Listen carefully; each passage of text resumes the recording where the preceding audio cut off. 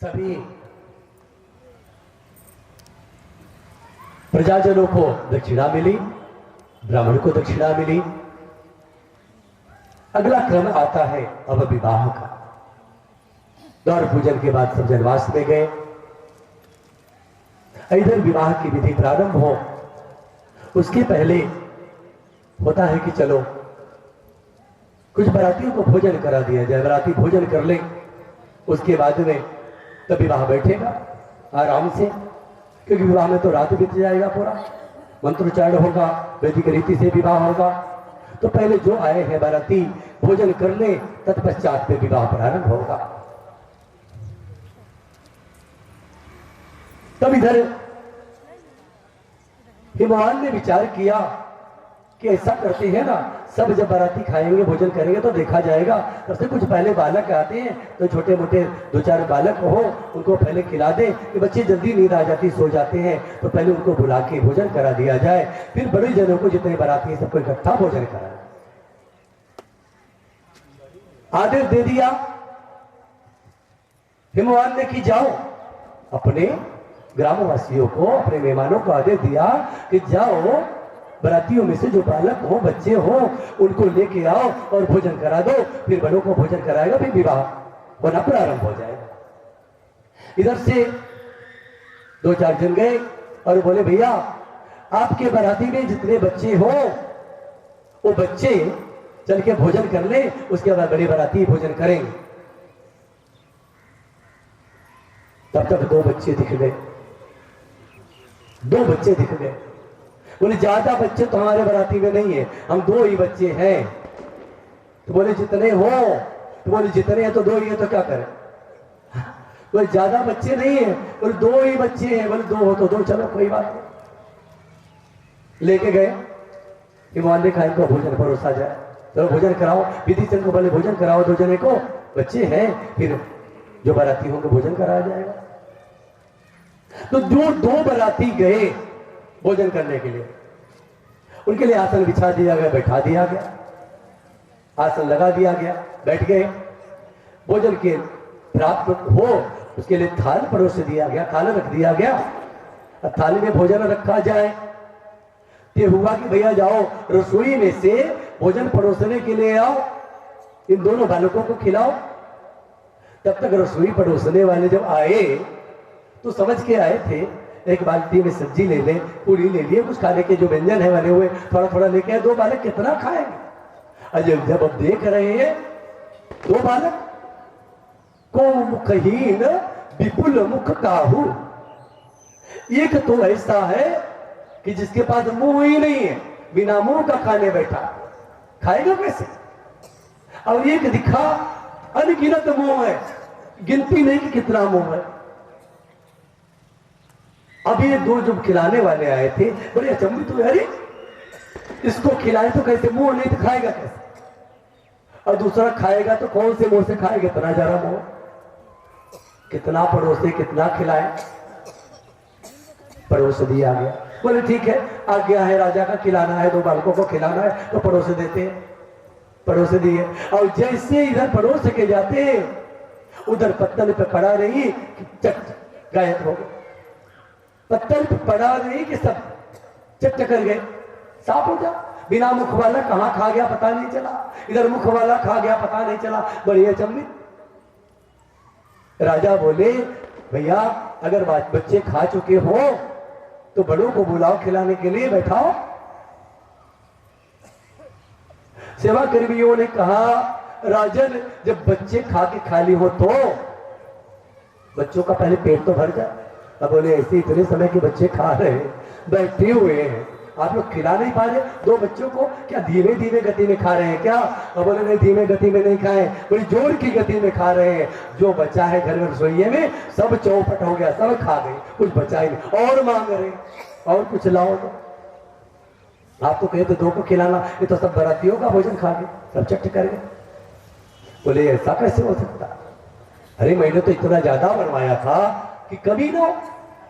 अब इधर 2 बालक कह रहे हैं देखो मेरा पेट नहीं भरा, खिलाओ मेरा पेट भरे। बिना पेट भरे हम उठेंगे नहीं, बिना खाए जब तक पेट नहीं भरेगा हम उठने वाले नहीं, मुझे खिलाइए।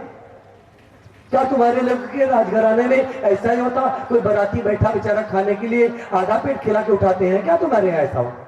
अरे बोले नहीं नहीं, व्यवस्था हो रही, घबराओ मत। बोले उन्होंने थोड़ा भांग बनवाया था, हिमाचल ने थोड़ा 1-2-4 कुएं भांग बनवाया था, कुएं भर के, कि कुआं भरा रहेगा तो कम नहीं पड़ेगा। बोले वही पिला देते। कुएं भर की भांग चट हो गई, कुछ बचा। बोले बाबा वो कुछ बाकी है का? कुछ हो तो लाओ। अब भाई हमारे पेट खाली बा, अभी भी भूख नहीं मिट रही, जल्दी करो। ये संदेशा पहुंच गया राजा के पास। राजा बड़ा घबराया। राजा आया, हाथ जोड़ा, प्रभु जाने अनजाने में जो गलतियां हो क्षमा करना प्रभु, हम आपको पहचान नहीं पा रहे। बालक समक्ष जो अपराध हुआ क्षमा करिए। अब ऐसा करेंगे आप तो और लोग बराती हैं, कैसे चलेगा सबको भोजन करना? और जैसा कहे वैसे ही भगवान तुरंत उनका व्यंजन पेट भर गया। आशीर्वाद दिए कि तो लीला भगवान की थी इसलिए हम लोगों ने ऐसा किया। जिसे बोलते सुख शनिचर आए हैं, क्या कहते हैं ना, घेरे सुख शनिचर, ऐसे ही चल रहा था। अब भोजन हो गई। अब बारातियों की बारी आई, बारातियों को बुलाया गया। हिमाचल है, राजा है, इतना अच्छा से व्यंजन उनके यहाँ क्या कमी होने वाली है? जहाँ विष्णु स्वयं आए हो, जहाँ साक्षात लक्ष्मी आई हो, जहाँ अन्नपूर्णा हो, वहाँ कहाँ अन्न कम हो सकता है? ऐसी कृपा अन्नपूर्णा की हुई। इस सारे बाराती भरपेट भोजन किए, सुंदर व्यंजन हुआ।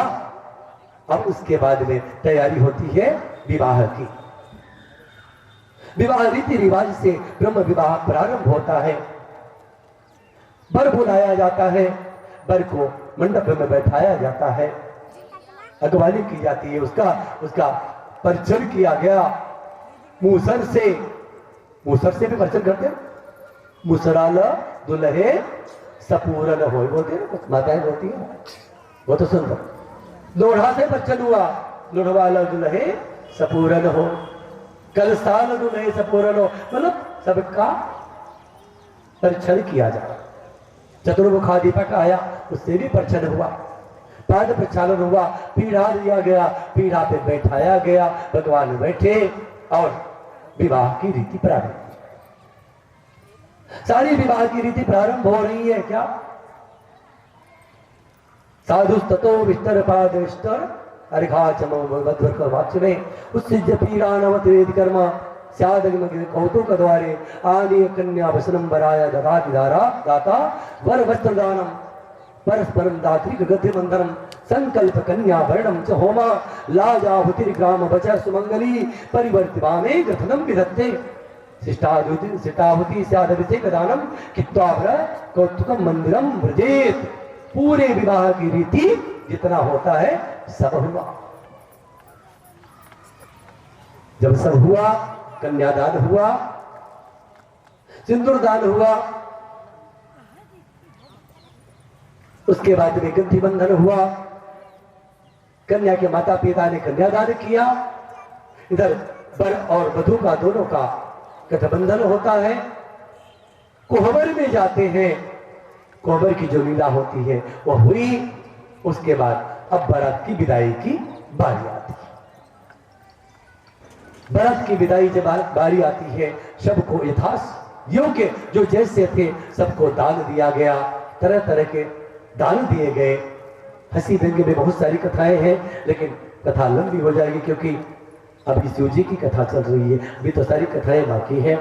इसलिए तो सबको दान किया गया, सब दान पाए, सबका सम्मान हुआ, आदर हुआ, एक दूसरे से गले मिले हर्ष के साथ और विदाई प्रारंभ होती। जब विदाई होने लगी तो साथ में कन्या का भी विदाई हो रहा, पर कन्या दोनों की विदाई हो। आज माता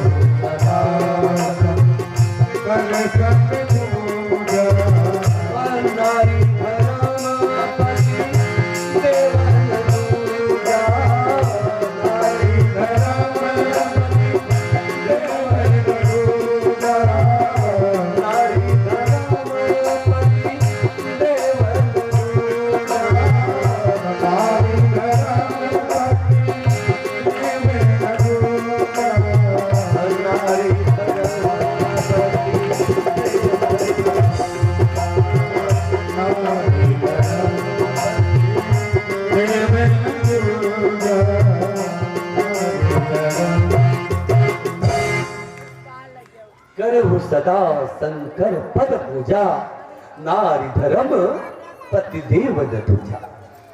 माता और पिता और नगर की जो माताएं हैं सब मिलके यही समझा रही, हे पुत्री, आज तक तुम्हारा माई का सब कुछ था, जो दुख हुआ सुख हुआ, लाड प्यार में जो बातें हुई, अच्छा बुरा उसको संभाले लेना, बुरा मत मानना। अभी तक आपने जो किया वह सब माफ था। अभी तक आप माता पिता के अधीन थे, माता पिता के कहना अनुसार आपको चलना था। स्त्रियों का जन्म ही होता है सेवा के लिए। स्त्री का जन्म ही आजीवन पूरा जीवन ही सेवा के लिए समर्पित होता है। ये अधीन ही होती, कभी अपने अधीन नहीं हो सकते। जन्म से माता पिता के अधीन, विवाह हो गया तो पति के अधीन, और बुढ़ापा आ गया तो पुत्र बेटे बहू के अधीन, बेटे के अधीन जीवन होता है। स्त्रियां सदा अधीन ही होती है। हे पुत्री, तुम जा रही हो, यहाँ माता पिता की सेवा और धर्मता तुम्हारा निभाया आपने, बड़ा सुंदर निभाया। आज के बाद तुम्हारे लिए एक ही धर्म, एक ही पूजा, एक ही व्रत, एक ही नियम है।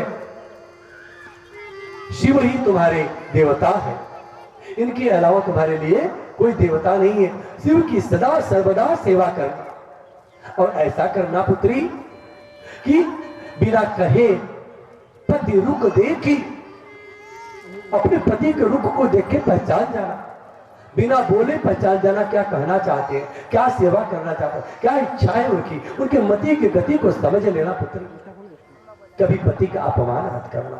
और आज से सर्वस्व तुम्हारे शिव ही है, उनकी सेवा करना। इनके अलावा तुम्हारी पूजा पाठ करने का और कोई धर्म और कोई नियम नहीं है। एक जिसका विवाह हो जाए, एक पत्नी के लिए उसके पति के सिवा और संसार में कोई भगवान ही नहीं। इसलिए तुम्हारे पति की सेवा मन लगा के करना। शिक्षा दिए, माता जी ने शिक्षा दिया, पिताजी ने शिक्षा दिया। मानो माँ बाप का प्राण छीना जा रहा है, अपने कलेजे के टुकड़े को एक माँ कैसे दूसरे को समर्पित कर रही है, जो बचपन से जिसको पाला पोसा, इतना ख्याल रखा, आज ऐसे कलेजे के टुकड़े को दामाद के साथ विदा करते। बहुत दुख भी है, लेकिन रीति रिवाज जो है, धर्म जो है, उसका पालन करना पड़ेगा, उसे पूरा करना पड़ेगा, इसलिए विदा कर दी। अब विदाई हो गई, बारात की विदाई पूरी हो गई। अब इधर सारे बाराती अपने अपने देवलोक को, अपने विमान पे चढ़ के, अपने रथ पे सवार होकर सभी देवता अपने अपने लोक को गए। और उधर पार्वती के साथ देवाधिदेव महादेव कैलाश के लिए प्रस्थान किया। जब कैलाश पे आए, इतना सुंदर वातावरण बन गया है, चारों तरफ पर्वत पे मड़िया ही मड़िया दिख रही, ऋतु का त्याग करके ऋतुएं बिना ऋतु के वहां अच्छे अच्छे फल दे रही। जो अलग अलग ऋतुओं में अलग अलग फल लगते हैं, लेकिन आज भगवान के विवाह के पश्चात ऋतु का त्याग करके एक ही ऋतु में सारे वृक्ष फल दे रहे, सारे पुष्प खिले हैं। जिधर भी जाओ ऐसा कोई पुष्प का वृक्ष नहीं जो खिला हुआ नहीं दिख रहा। चारों तरफ सुंदर सुंदर वातावरण है, नित नव नूतन विहार हो रहा है भगवान सदाशिव और पार्वती का। काफी समय बीत गया। इधर व्याकुल देवता, दुखित देवता विचार कर रहे हैं कि कब शिव का पुत्र उत्पन्न होगा और उसके द्वारा ये तारकासुर मारा जाएगा और देवता कष्ट से मुक्त होंगे। सभी देवता सदाशिव महादेव के पास पहुंचे, प्रभु अभी तक दुष्ट जिंदा है, आतताई जिंदा है, सभी देवता दुखित है, प्रभु विलंब हो रहा। भगवान की कृपा हुई और आज समय आ गया, सदाशिव और माता पार्वती के द्वारा एक पुत्र का जन्म होता है। उस पुत्र का नाम कार्तिकेय रखा जाता है, जिसको खडानन और आप स्कंद भी कहते हो। उन्हीं का नाम स्कंद भी है और 6 कंधे वाले 6 मुख वाले होने के नाते खडानन कहा गया, 6 कंधा होने के नाते स्कंद कहा गया और कार्तिकेय उनका नाम। जन्म हो गया पुत्र का, अब पालन पोषण होने लगा। कुछ समय बीता, बालक थोड़ा सा बड़ा हुआ, अब बड़ा हो सकता युवा अवस्था में आया और उसके बाद में देवताओं के द्वारा आराधना करने पे, प्रार्थना करने पे भगवान शिव की आज्ञा पाकर आज कार्तिकेय के द्वारा बड़ा भीषण युद्ध होता है तारकासुर कार्तिकेय में और आज तारकासुर मारा जाता है। लड़ाई होता है, तारकासुर मारा जाता है। बोलो भक्तवत्सल भगवान।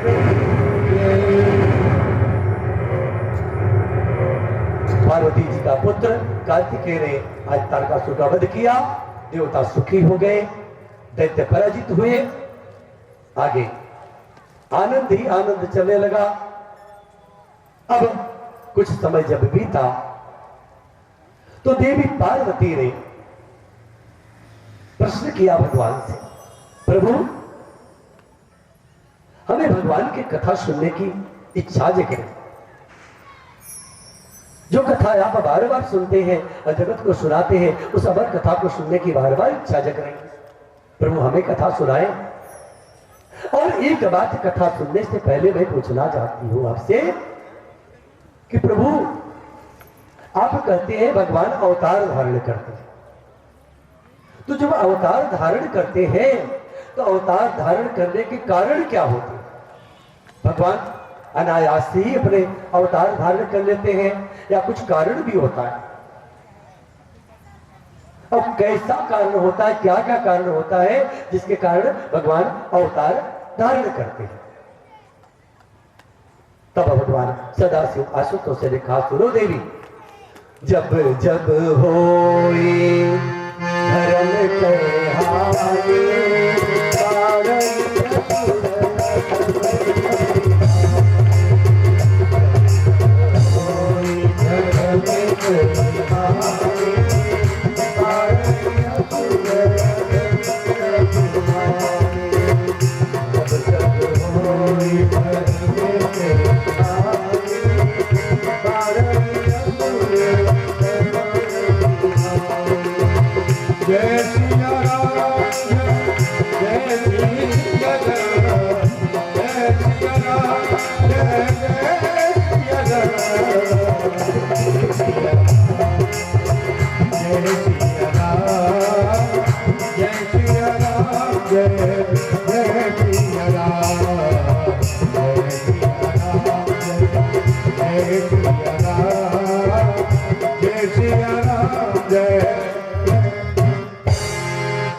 भगवान आशुतोष ने कहा, भगवती जब जब असुर तांडव मचाते हैं, भक्त दुखी होते हैं, गौ पृथ्वी ब्राह्मण संत जनों पर जब आपत्ति आती है, तब तब भगवान अवतार धारण करते हैं। एक कारण नहीं, अनेक कारण जब बनते हैं तब भगवान अवतार धारण करते हैं, इतनी जल्दी नहीं अवतार धारण करते। और अधर्म जब बढ़ जाता है, पापाचार जब बढ़ जाता है, अनीति जब बढ़ जाती है, वेद को नहीं मानता कोई, शास्त्रों को नहीं मानता कोई, पुराणों को नहीं मानता कोई, गुरुजनों की बातें नहीं मानता कोई, ब्राह्मण का सम्मान घट जाता है, गौ को सताया जाता है, पीड़ा दिया जाता है, अत्याचार बढ़ जाता है, तब तब भगवान अनेक रूप धारण करते हैं। एक रूप नहीं, अनेक अनेक रूप धारण करते हैं। माता जी ने पूछा, भगवान कुछ उदाहरण तौर पे बताइए कि कैसे कैसे अपराध जब लोग करते हैं तब क्या होता है, तब भगवान रूप धारण करते हैं, और राक्षसों की पहचान कैसी होगी, पवित्र मन कैसे राक्षस होंगे, कैसे दानव होंगे, कैसे मानव होंगे, कैसे संत होंगे, उनका पहचान क्या होगा, सब कुछ कैसे होगा, और कलयुग के लोग कैसे होंगे, कलयुग में लोगों का पहचान कैसे होगा। चलो सतयुग त्रेता द्वापर में तो राक्षसों की अलग अलग पहचान बता दी, कलयुग में जो राक्षस होंगे उनका पहचान कैसा होगा वो सब बताइए। क्या कलयुग में भगवान का अवतार नहीं होगा क्या, इस सारा वृत्तांत बताइए। भगवान ने कहा सुनो, मां नहीं गे मातु पिता नहीं देवा, मां नहीं मातु पिता नहीं देवा,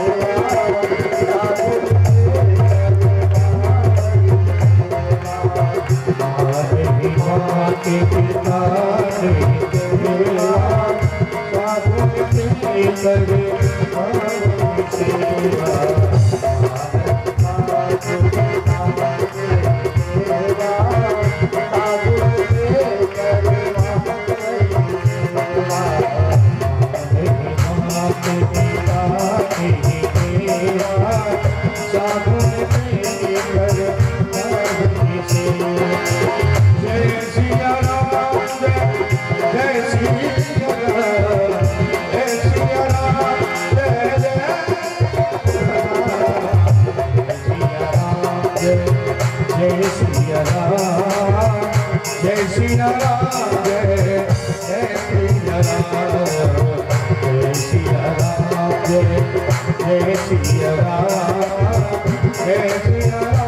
करे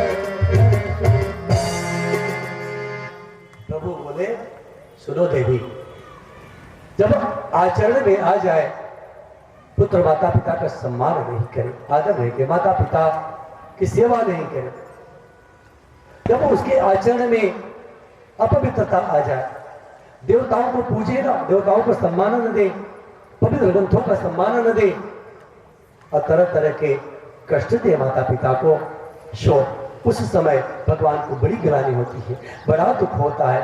तब तब भगवान अवतार धारण कर, जिनकर आचरण भवानी, जिनकर आचरण भवानी,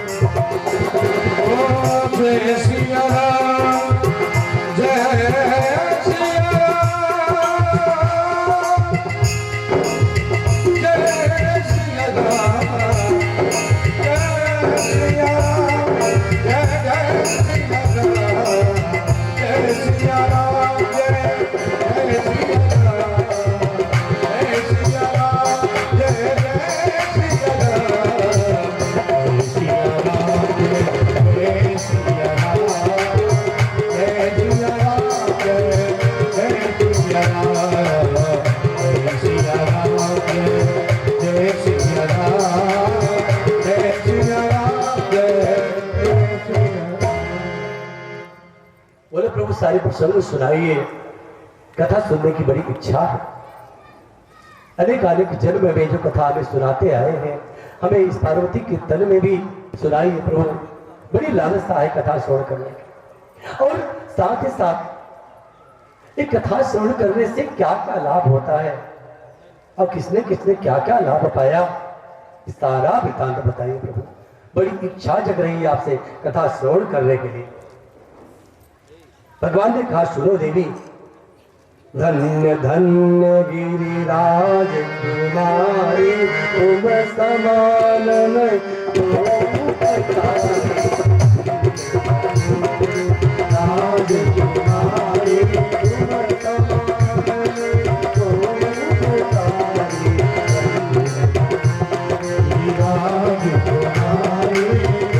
समान नहीं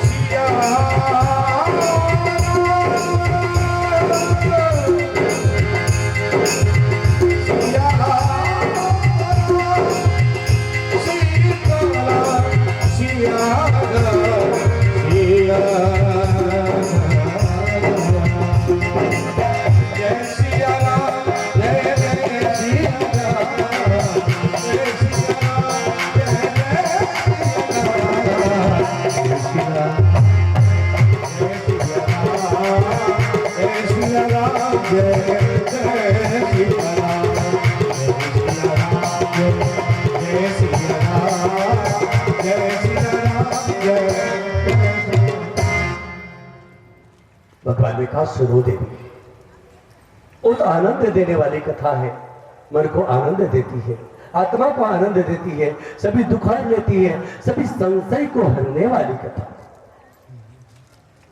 देवी ने पूछा प्रभु सभी संशय दूर हो जाते हैं? बोले हाँ, जो संशय लेके आता है उसके सारे संशय, सारे प्रश्न के उत्तर मिल जाते, संशय दूर हो जाते। अच्छा, और बोले प्रभु को सब नहीं समझ पाएंगे, कथा तो सुनेंगे सब, लेकिन सब प्रभु को, राम को समझना इतना आसान नहीं है, सब नहीं समझ पाएंगे। नयन ही नयरु मुकुर मलिनयरु, नयन दीना राम रूप दे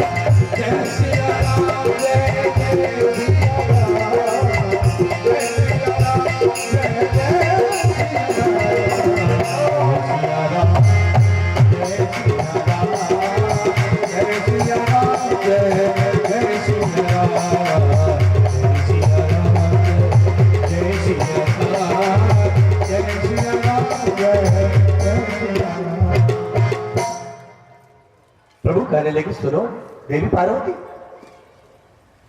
अब जिसकी दृष्टि जैसी रहेगी वो तो वैसा ही देखेगा ना। अब कितने लोग तो दृष्टिहीन भी रहेंगे। माताजी ने पूछा दृष्टिहीन, इसका मतलब कहना क्या चाहते प्रभु? प्रभु ने कहा कितने लोगों के पास दृष्टि रहेगी फिर भी उसे दिखाई नहीं पड़ेगा। आंख तो है लेकिन देख नहीं पाएगा, ज्ञान तो है समझ नहीं पाएगा।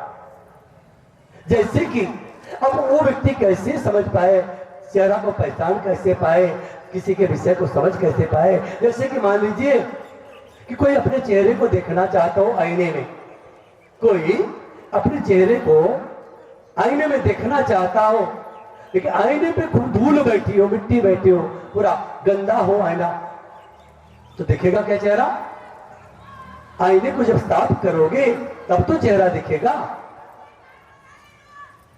देवी ने कहा ठीक है प्रभु, हाँ आईना को साफ कर लिए तो दिखेगा, देवी तो देख तो पाएगा।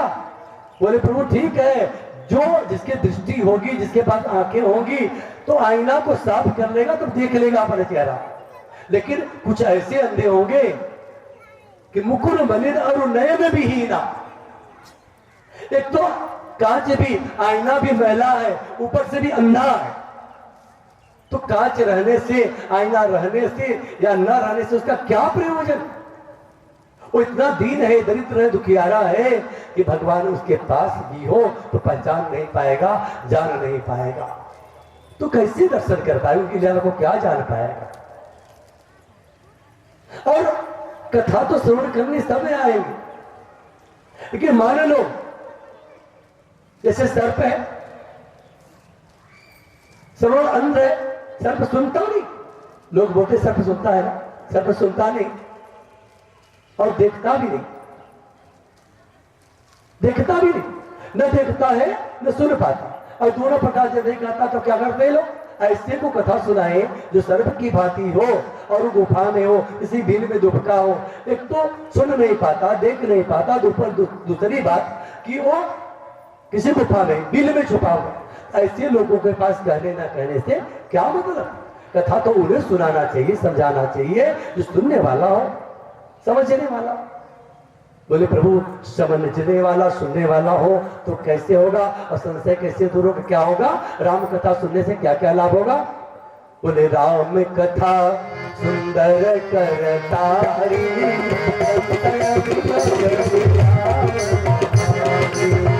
राम कथा सुंदर करतारी,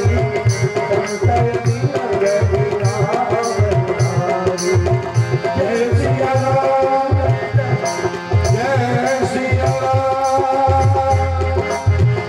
जय सिया राम, जय सिया राम, जय सिया राम,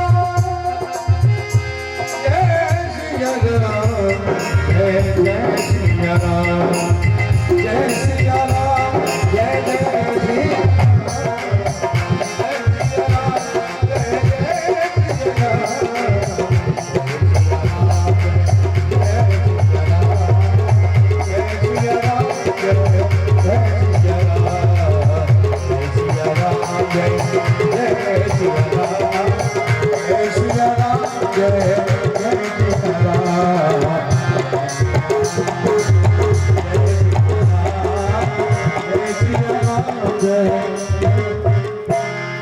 बोले प्रभु कि राम कथा सुंदर करतारी, संशय विहग उड़ावन हारी। राम कथा सभी संशयों को दूर करने वाली होती है।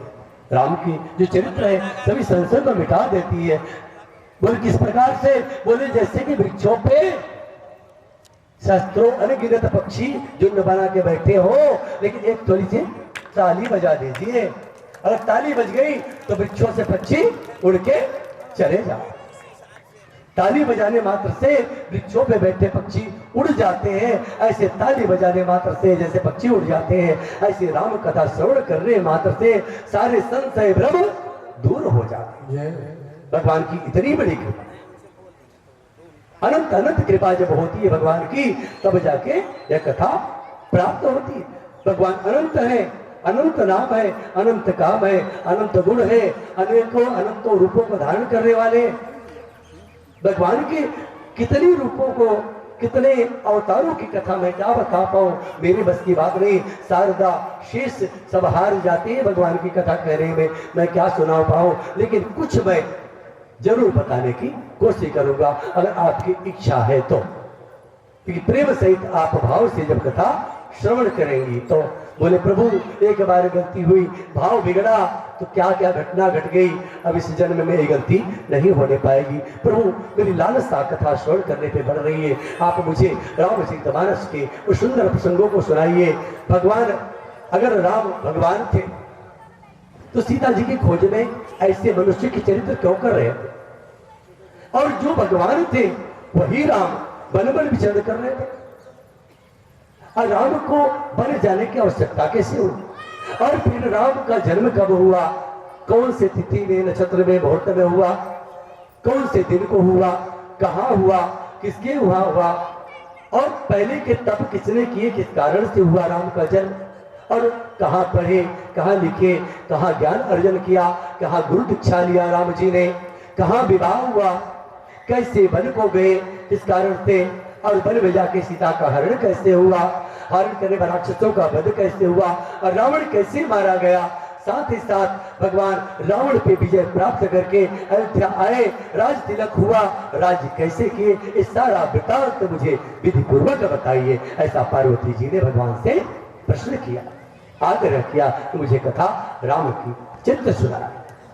आज भगवान बड़े प्रसन्न हुए, जाने देवी पार्वती का मन कथा श्रवण करने में लीन है, इन्हें कथा सुनाना पड़ेगा। लेकिन कभी कभी एक बात आती है कि कथा सुनते हैं सब, लाभ लेने सब आते हैं, लेकिन लाभ सबको नहीं मिल पाता। कारण क्या है? कुछ तो कारण होगा। जितने जन बैठे हैं सभी कथा श्रवण कर रहे हैं और आते हैं, सब जगह कथाएं हो रही, लाभ कुछ लोगों को मिलता है। कुछ लोग तो बोलते हैं कथा तो खूब सुनता हूं, प्रवचन खूब सुनता हूं, टीवी चैनलों पे भी सुनता हूं, लाभ कुछ होता नहीं, पूजा पाठ खूब करता हूं, लाभ कुछ नहीं होता। आप किस भाव से कथा को श्रवण कर रहे हैं, क्या विवेक आपका है, क्या समझ पा रहे हैं, इस स्थिति परिस्थिति के अनुसार ही आपको फल प्राप्त होता है। ज्ञान की चर्चा एक समान सबके लिए होती है, संत जन एक ही वाणी सबके लिए बोलते हैं, लेकिन किसी के लिए वो अमृत हो जाता है तो किसी के लिए विष भी बन जाता है। ऐसी एक कथा आती है। 3 सहेलियां थी, 3 सहेलियां थी, एक संग पढ़ना लिखना खाना पीना जीवन जीना, समय बीतता रहा, धीरे धीरे एक बड़े हुए एक ही साथ एक ही स्कूल में पढ़ने जाते थे। समय आया, एक ही साथ कुछ आगे पीछे तीनों का विवाह भी हो गया और ये तीनों अपने अपने ससुराल गए। काफी समय बीत गया लेकिन संतान तीनों को नहीं प्राप्त हुई, तीनों को कोई संतान नहीं प्राप्त हुई। तो जब संतान न होती है जिस घर में, वहां की सास बहुओं को बड़े ताने देती और लोग तमाम तरह की बातें बोलते हैं तो बेचारी सह भी लेती है। घर के जब मुखिया, घर के ही लोग जब बुलाने देते हो, ताने देते हो तो बर्दाश्त नहीं होता। बड़ी दुख हो रहे थे, बड़ी पीड़ाएं थी। अब किसी का ससुराल अलग, किसी का ससुराल अलग, किसी का ससुराल अलग, अलग अलग तीनों स्थान पे तीनों का ससुराल है, एक साथ मिलना तो बड़ा मुश्किल है। दैव से संयोग बना काफी समय बाद कि तीनों सहेलियां एक ही साथ 2-4 दिन के आगे पीछे गांव में आई हुई थी। प्रेम था घर में। बहुत दिनों बाद जब मुलाकात हुई, तीनों मिली आपस में, एक दूसरे से उन्होंने दुख सुख हाल समाचार पूछना चाहा, जानना चाहा। सखी तुम्हारा हाल समाचार कैसा है, तुम्हारे पति देव कैसे हैं, तुम्हारे जीवन कैसा है, सुख दुख कैसा है, पूरा वृतांत बताइए, संतान कितनी है, सारा पूछा गया। एक दूसरे से जिससे जो पूछ रहा है सबके सब यही कह रहे हैं कि हमें तो अभी तक तो कोई संतान नहीं। तीनों से पूछा, तीनों ने पूछा, लेकिन तीनों के पास कोई संतान नहीं, संतान तीनों थी। लोगों ने उन्होंने आपस में विचार किया कि बिना संतान का जीवन बड़ा दुखमय है, क्या किया जाए, कैसे किया जाए जिससे हमारे घर में संतान आए। तो किसी बूढ़ी माता से तीनों ने पूछा, मैया हम सब संतानहीन हैं, हमारे जीवन बड़ा कठिन है, बड़ा दुख होता है, ऐसा कोई उपाय है क्या जिससे हमें संतान प्राप्त हो सकता है। तो बूढ़ी मैया ने कहा, यही थोड़ी दूर पे एक आश्रम बना के बाबा रहा करते हैं, कुटिया बना के एक बाबा जी रहते हैं, बड़े पहुंचे बाबा हैं, अगर वहां जाओ तो उपाय बता देंगे, उनके उपाय के द्वारा तुम्हें संतान अवश्य प्राप्त हो जाएगा। तीनों मिलकर बाबा के पास गए, प्रणाम किया बाबा को, उन्होंने विनय किया, प्रार्थना किया और अपने प्रश्न रखे कि बाबा जी कई साल हो गए हमारे विवाह के, हमारे पास कोई संतान नहीं है, बड़ा दुखद जीवन है, संतान नहीं है, क्या करें? हमारे पास कोई संतान होगी? बारी बारी से पूछने जा रहे हैं। पहली जब गई, प्रणाम किया, पूछा बाबा जी हमारे पास कोई संतान होगी कि नहीं होगी? तो बाबा जी ने कहा जाओ पुत्री न पुत्रो भव, आशीर्वाद दिया। पीछे आई दूसरी सखी आई, उसने भी प्रणाम किया और कहा गुरुदेव हमारे पास भी कोई संतान नहीं, आशीर्वाद तो हमें संतान प्राप्त हो। बाबा जी ने कहा जाओ पुत्री न पुत्रो भव। अब तीसरी आई, तीसरी भी प्रणाम की और उसे भी बाबा जी ने आशीर्वाद दिया, कहा जाओ पुत्री न पुत्रो भव। एक ही वाक्य से, एक ही शब्द से संबोधन किया, आशीर्वाद बाबा जी ने तीनों को दिया बराबर बराबर, किसी के लिए अलग आशीर्वाद नहीं दिया। अभी लोगों का समय जिसलिए आए थे गांव में, मिलने जुलने का कार्य संपन्न हुआ, पूरा हुआ, लोग अपने ससुराल गए। ससुराल जाने के बाद कुछ समय बीता तो जो पहले प्रणाम करने गई थी उसको पुत्र रत्न की प्राप्ति हुई, संतान में पुत्र की प्राप्ति हुई। जब पुत्र जन्म लिया, पुत्र को पाया, बड़ी खुशी के हमारे उसने महाराज जी के लिए दक्षिणा आदि चढ़ावा लेकर के, फल वस्त्र दक्षिणा आदि भेंट लेकर के आती है, दर्शन करती है, महाराज जी को समर्पित करती है। गुरुदेव आपकी कृपा से हमें पुत्र प्राप्त हुआ। बोले बेटा मुझे याद नहीं है कब आप आए थे? बोले वर्षों पहले हम 3 सखियां आए थे ना, आपसे अपनी अर्ज गर्ज सुनाए थे, आपने आशीर्वाद दिया था, आपने कहा था कि जाओ पुत्र होगा। बोले मैं ऐसा कहा था? बोले हाँ। आपने कहा था पुत्री न पुत्रो भवा? बोले हाँ बेटा, हाँ मैंने तो कहा था। देखो मैंने आशीर्वाद दिया, तुम्हें पुत्र हुआ। मैंने तो कहा तुम्हें पुत्र होगा, पुत्री नहीं होगी। पुत्री न पुत्रो भव, पुत्र होगा पुत्री नहीं होगी। मैंने आशीर्वाद दिया था, तुम्हें पुत्र हुआ। बड़ी खुशी के बाद चढ़ावा देकर गुरुजी को प्रणाम करके घर लौटी आशीर्वाद पाके।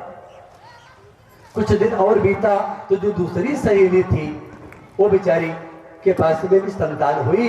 इस संतान में कन्या का जन्म हुआ, पुत्री रत्न की प्राप्ति हुई। जब कन्या का जन्म हुआ तो बड़ी खुशहाली, मन से तो नहीं, थोड़ा हल्का से छोटा सा मुंह बना करके, लेकिन महाराज ने आशीर्वाद दिया था कुछ महाराज को भेंट देना चाहिए, चलो देखे आए। महाराज की कृपा से संतान प्राप्त हुई। जो ताने देते थे ताने से तो बच गए, महाराज ने आशीर्वाद दिया। आई चढ़ावा लेके, थोड़ा कम चढ़ावा, महाराज जी को प्रणाम किया, आशीर्वाद दिए। महाराज बोले प्रभु आपने आशीर्वाद दिया था, आपने तो कहा था जाओ तुम्हें पुत्र होगा, पुत्री नहीं होगी। आपने ऐसा आशीर्वाद दिया था कि मैं तो पुत्री हुई। बोली पुत्री तू समझ नहीं पाई, मैंने तो कहा था पुत्री न गई। और समझ करके लौटी प्रणाम कर। कुछ काल साल 6 महीना और बीत गया। तीसरी सहेली जो उसके बाद के साथ में गई थी, अभी तक उसके पास कोई संतान नहीं, निसंतान है बेचारा। फिर भी गुरुजी के पास, महाराज जी के पास आई और कहने लगी पूज्य गुरुवर, हे प्रभु आपने तो आशीर्वाद दिया था कि जाओ तुम्हारे पास संतान होगी, पुत्र होगा, लेकिन हमारे पास आज तक कोई संतान ही नहीं हुई। बाबा जी ने कहा बेटा मैंने तो पहले ही कह दिया था पुत्री न पुत्रो भव, न पुत्र होगा न पुत्री होगी। तुम बेवजह के मुझे दोष लगाए। तो संत तो सबके लिए बराबर का आशीर्वाद देता, ईश्वर तो सब पे बराबर की कृपा करता है। हम ही हैं, हमारा जैसा भाव होता है, जैसा हमारा विवेक होता है, जैसा हमारा कर्म होता है, वैसा हमें प्राप्ति होती है। एक भजन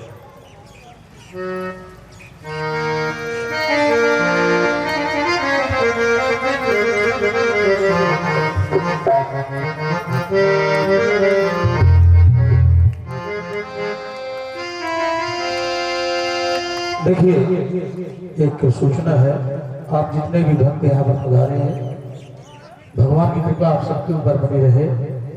हमारे जो कुछ भक्तगण हैं जिन्होंने इस श्री राम कथा में कुछ सहयोग दिया है, श्री नंदलाल भाई जी जिनकी तरफ से 21,000 रुपए की प्राप्ति हुई है इस कथा के लिए, श्रीमान रमेश मौर्य जी आपकी तरफ से 11,000 रुपए, और श्रीमान रामदास कुशवाहा जी आपकी तरफ से भी 11,000 रुपए का योगदान प्राप्त हुआ है। श्रीमान राम सिंह जी, आपकी तरफ से 5100 रुपए का योगदान प्राप्त हुआ है और श्रीमान संजय दुबे जी, आपकी तरफ से भी 5100 रुपए का सहयोग प्राप्त हुआ है। देखिए ये भगवान की कथा है और जो भी इसमें आपका योगदान, अगर आप ये चाहते हैं कि हमारा भी इसमें कुछ योगदान रहे तो आप उस सामने वो टेबल पे बैठे हुए हैं, आप दे सकते हैं वहाँ पे जो भी आपको देना है, क्योंकि ये भगवान का कार्य है और इसमें बढ़ चढ़ करके हिस्सा लें।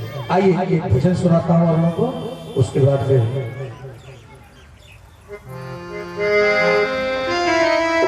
काकर बगाई राई पाई पाई जोग के।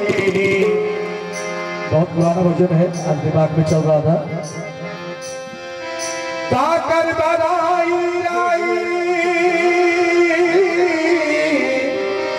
पाई पाई जोग के। भूल जाइए सुगनायक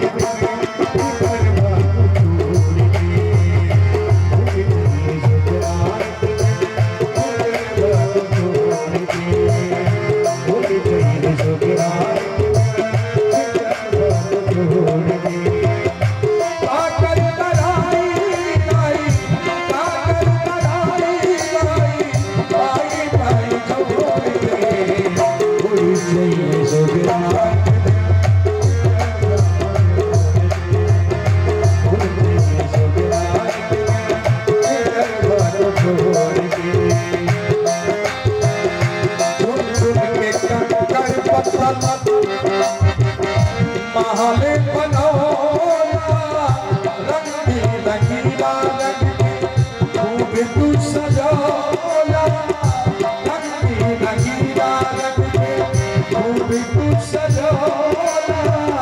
लेकिन काम ना आए,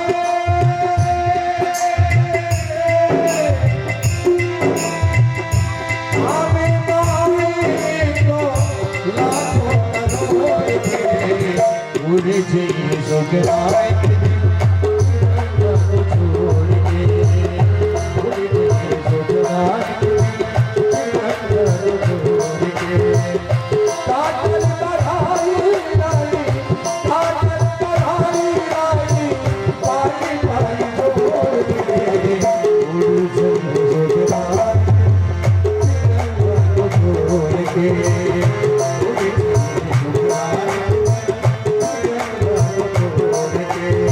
अगली बात है दान पुण्य तीरथ करके जन्म बनाया। दान पुण्य तीरथ करके जन्म बनाया। काशी और प्रयाग गंगा सागर नहाया। काशी और प्रयाग और अंत में बुढ़ाई में कुल लई है। बुढ़ाई में कुल लई है। हमें बाबा रोड के उड़ जाइए जोगनाथ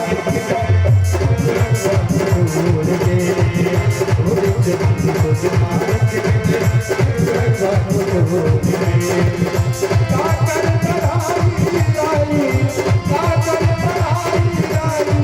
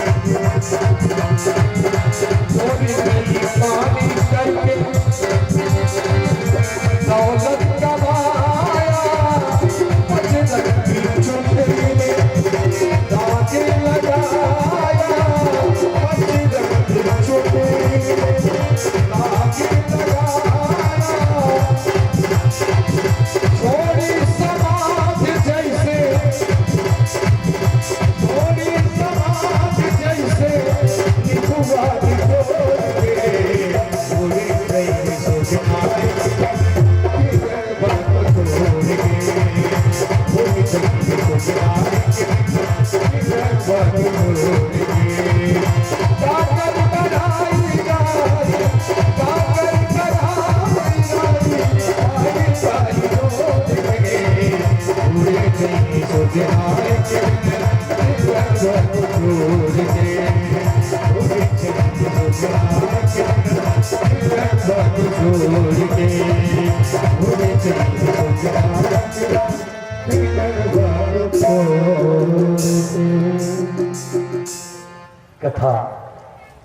का आनंद तो अलग ही है कुछ, और बाराकी सबकी इच्छा भी कथा शुरू करने की है, लेकिन आज की जो समय अवधि है 5 बजे है, तो कथा जो बढ़ेगी आगे तो कुछ अधूरी रह जाएगी कथा, इसलिए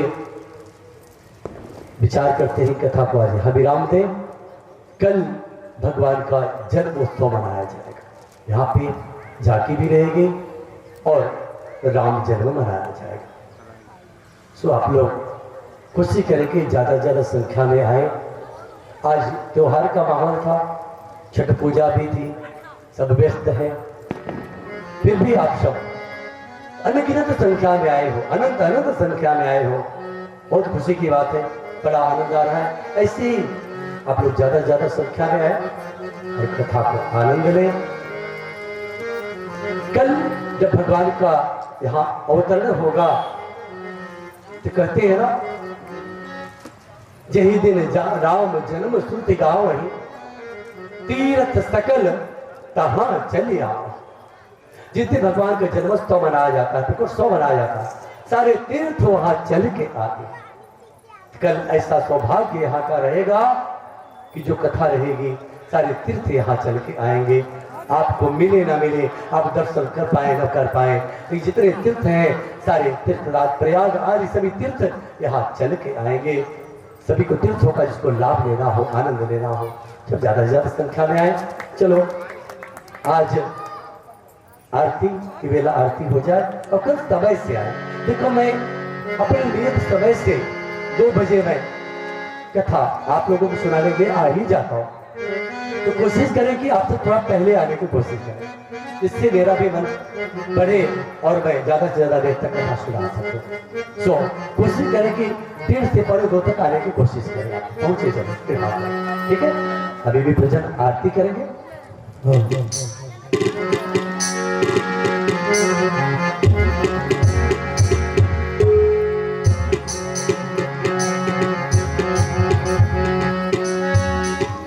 लोक सन्निवसनिग्निः प्रजां बहुलां मे करोतोन्नं पयोरुतो समास धत्त।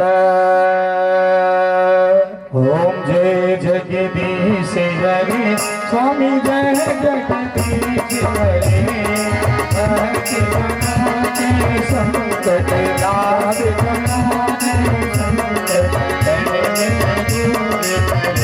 ओम जय जगदीश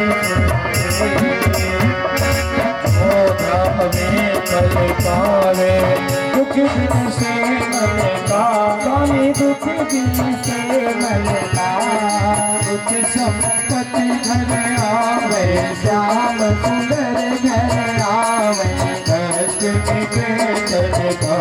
ओम जय जगदीश हरे, मात पिता तुम मेरे शरण कहूँ किसी की, तुम बिन और न दूजा, प्रभु बिन और न दूजा, आस करूं मैं जिसकी। ओम जय जगदीश, तुम पूर्ण परमात्मा, तुम अंतर्यामी, स्वामी तुम अंतर्यामी, पावन प्राण कमलेश्वर, अखिल ब्रह्मांड महेश्वर, सबके स्वामी। ओम जय जगदीश करुणा के सागर, तुम पालन करता, स्वामी तुम्हें पालन करता, मैं मूरत चमत्कारी, मैं मूरत चमत्कारी, कृपा करो भरता। ओम जय जगदीश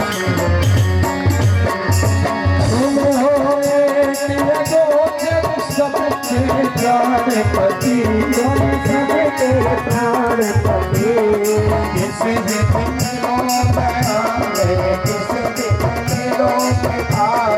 तुमको सुमति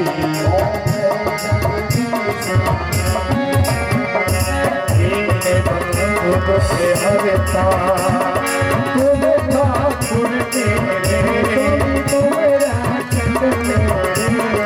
करुणा से उठाओ करुणा से उठाओ द्वार पड़ा तेरे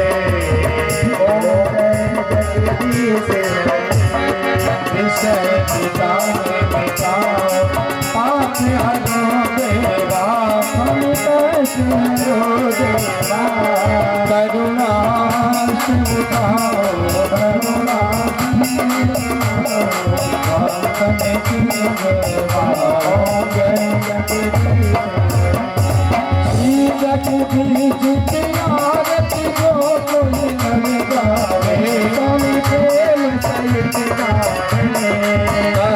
शिवानंद स्वामी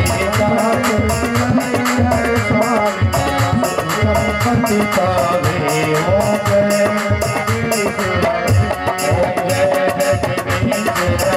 स्वामी जय दीनानाथ हरि स्वामी जय परनाथ हरि स्वामी जय जगन्नाथ हरि स्वामी जय बद्रीनाथ हरि स्वामी जय केदारनाथ हरि स्वामी जय राधा स्वामी जय सीताराम हरि स्वामी जय लक्ष्मी नारायण हरि स्वामी जय Bholenath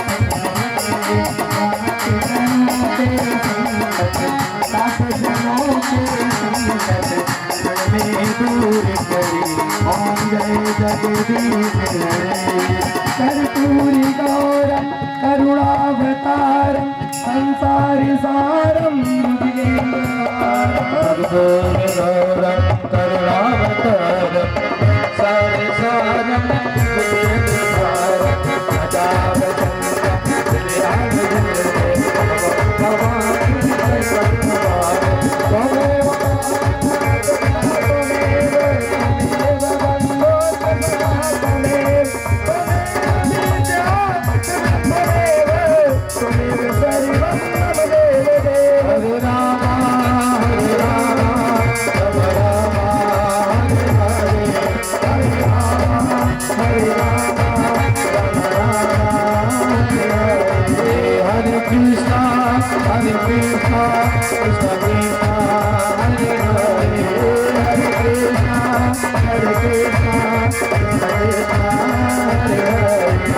Raja Ram Ram Ram Sita Ram Ram Ram Sita Ram Ram Ram Raja Ram Ram Ram Raja Ram Ram Ram Sita Ram Ram Ram Sita Ram Ram Ram Raja Ram Ram Raja